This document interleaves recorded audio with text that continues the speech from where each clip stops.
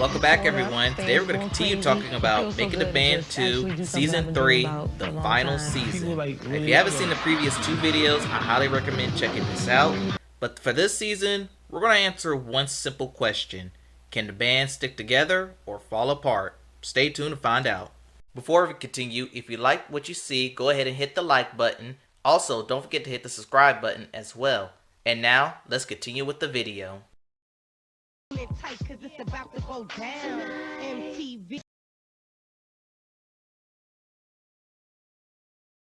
The band released their first album, Too Hot for TV, and everything is happening fast.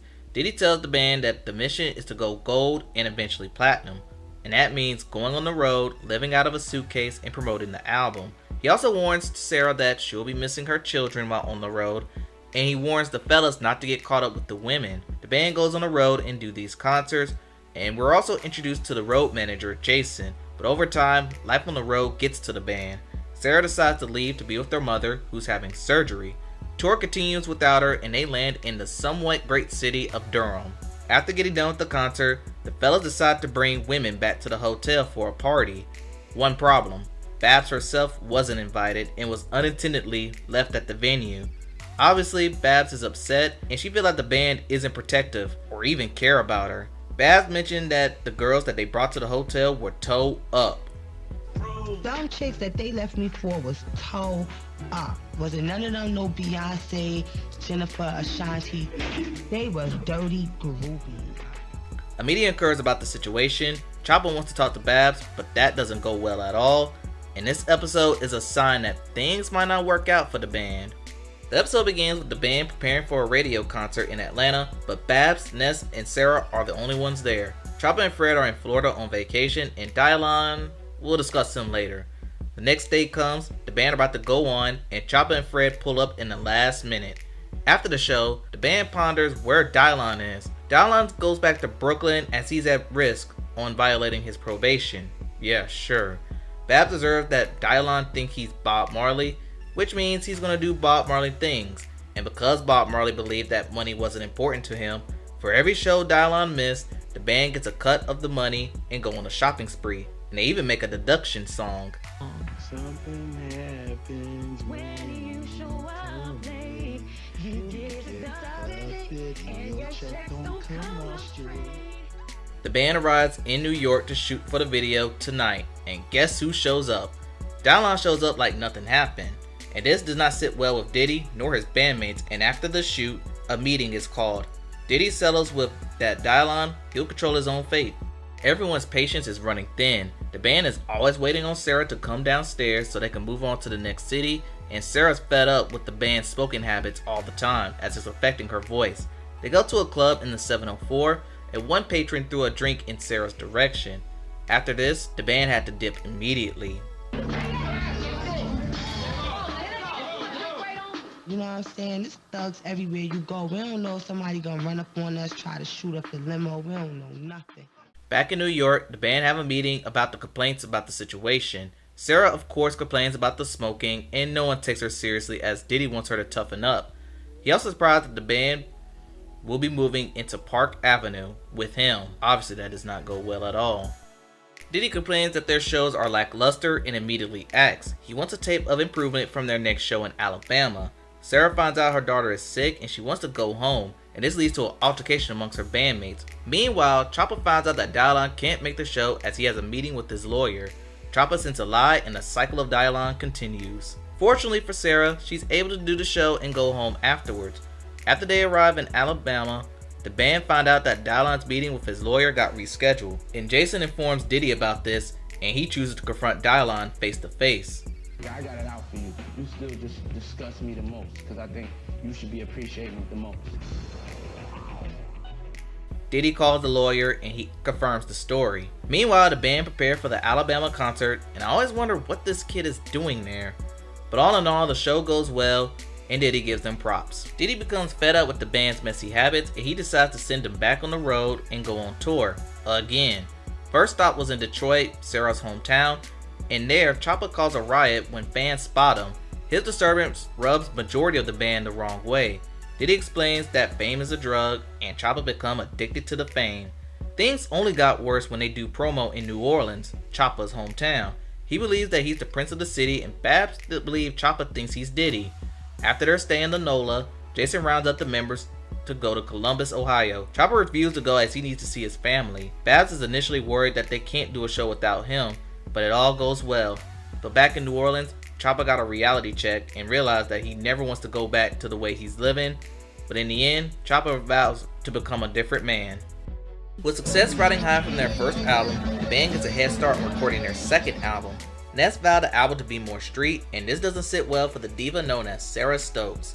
Whenever she has a problem with the group or the direction with the group, she calls her husband Tony, and this disgusts the band. They meet with her publicist as they want to make Sarah Stokes a household name outside of the band. She posed in risque magazines and taking interviews outside of the band. One interview, she blabs about the band's smoking habits, and this makes Bab feel some type of way because she doesn't want anyone to know that they smoke. You don't even want people to know we smoke cigarettes. Why are you telling them that? And apparently she forgot she's on reality TV. But things boil over when Dofat asks Bab's friends to exit the studio as he wants to have a quick little discussion with the band. But Tony doesn't leave, and this angers Babs and an argument pursues. And while Babs is arguing with Tony, Sarah sits in silence as she doesn't want to stir up the conflict any further. After this argument, an emergency meeting is held with their manager Phil. With majority of the band fed up with Tony, Phil makes the executive decision that Tony is no longer to be around the band. Of course, Sarah isn't happy, and she talks to Diddy, and he sympathizes with her. And to close this episode, he invites her to work out with him, and more. Oops. Sarah ain't no angel. She does her thing. Diddy wants to take a listen on what the band has been working on. He then berates them for not having any singles or hooks that could qualify for a proper album. As they try to readjust their music, Ness sees a different problem. He sees that the band is losing their motivation and drive since their first record release. Diddy takes a second listen on the music and pinpoints Ness' solo song My Hood being the only quality single. Diddy predicts that Ness will become the next rap superstar. Producer comes back with a list on what needs to be done, and majority of it involves Ness. In fact, Choppa, Dylon, Fred, and Sarah are nowhere near this list. Fred, meanwhile, is becoming increasingly frustrated as he believes that the fact that he was on majority of the songs on the previous album, he feels like Bad Boy is stunning his growth while building up Babs and Ness. Diddy calls another emergency meeting to motivate the band. He shows them clips from the first season as he needs to show them this that then they were hungry. Ness then savagely says, "Ain't nobody gonna give you nothing, but if you put your heart into it, it's gonna show." And that quote basically sums up this entire episode. Too Hot for TV is now gold, but Diddy wants platinum, so he and the band themselves go on a promo blitz. Meanwhile, Choppa begins to crush on Babs. Babs isn't ready to commit because 4 years earlier, her boyfriend was murdered. King Magazine out of the blue wants to send Babs on a blind date, and while she hopes for Chingy, she gets a surprise. First, the blind date will occur at Junior's, where they had to get the cheesecake back in season 2. And second, the lucky guy going on a date with Babs is New Orleans rapper Juvenile. The date goes well, they exchange numbers, and Babs can't wait to tell Choppa. And of course this makes him jealous, but she can't take whatever he says seriously and wouldn't be able to trust him because of how he acted with other girls while they were on the road. Example, episode 1 when she got left. The band has a big show coming up in Chicago, so Diddy recruits Dougie Fresh to help them prepare. Things go well until news got out that Dylon could be facing the Slammer. He goes in full legal mode and once again began to miss on promo, including ESPN's Cold Pizza show. With this meeting with his lawyer, he advised Dylon to collect character letters from his bandmate and other co-workers, but why help someone who doesn't want to be helped? The day comes for Dylon to go to court. The band realized that they might be losing a member, but in the end, if Dylon could stay out of the system and keep checking on his PO, he could continue to live his life. Back at rehearsal, Dougie Fresh advised that Dylon goes on last as his presence haven't been felt in the group. And in Chicago, things go as planned and the band put on their best showing yet. Dylon feels humble about the experience, but Diddy isn't impressed. Just watch what happens in the finale.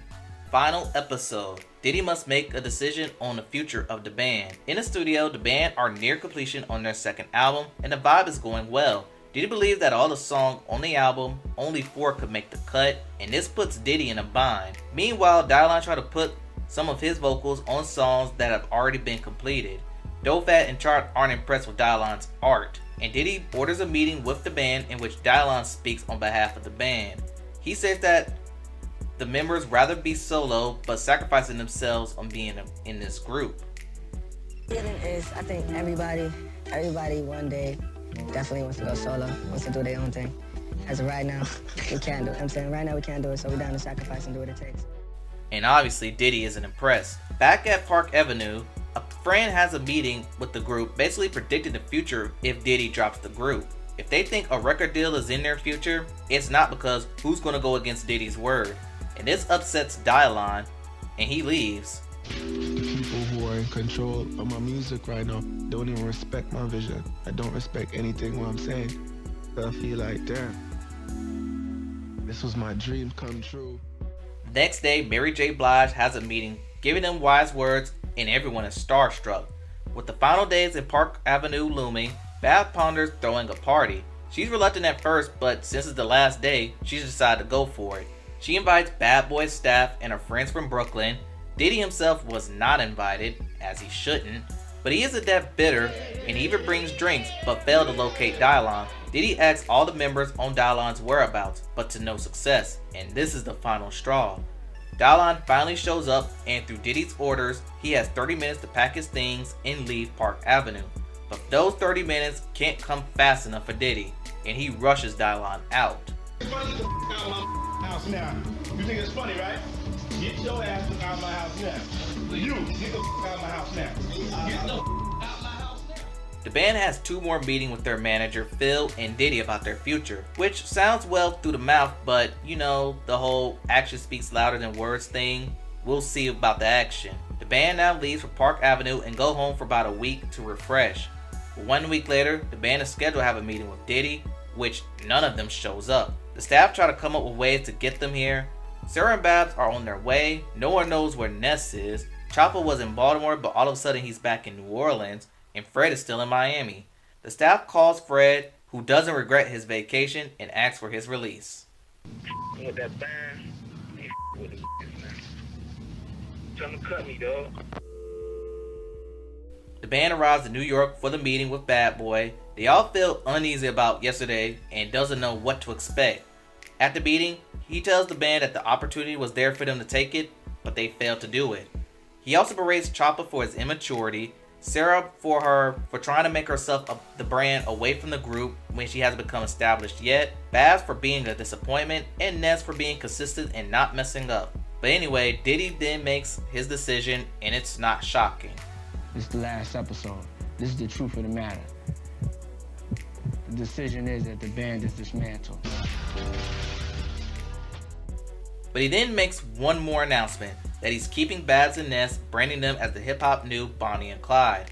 Even though they're upset about the inevitable, Sarah and Chopper are ready to move on to see what's next in their lives, even if it takes a turn for the worse. The show closes with the band thanking Diddy for the opportunity, and on that note, that wraps up Making the Band 2. So what y'all think in the comments below. Please like, comment, and subscribe to the channel. Thanks for watching, and I'll see you next time. Yeah.